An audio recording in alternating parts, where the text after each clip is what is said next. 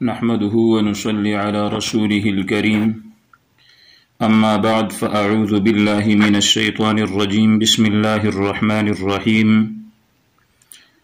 عن أبي هريرة رضي الله عنه قال قال رسول الله صلى الله عليه وسلم فضلت على الأنبياء بست أعطيت جوامع الكلم ونصرت بالرعب وأحلت لي الغنائم وجعلت لي الأرض طهورا ومسجدا وأرسلت إلى الخلق كافة وختم بي النبيون رواہ مسلم۔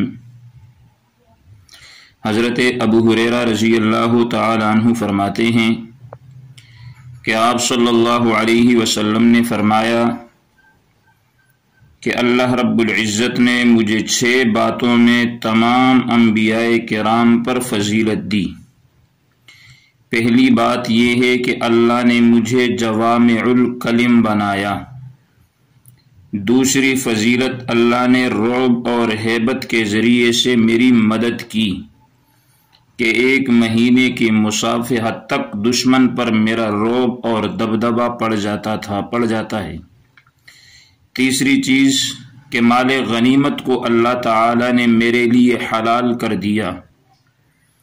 چوتھی چیز کہ میرے لیے ساری روئے زمین کو سبب طہارت اور مسجد بنا دیا گیا۔